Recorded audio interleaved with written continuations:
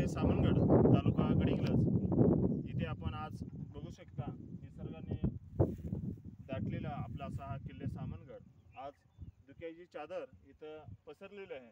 आपण याचा आनंद किल्ले सामनगडावरती येऊन घेऊ शकता। हे धुकं ऑक्टोबर नोव्हेंबर पर्यंत असं कंटिन्यू राहतं।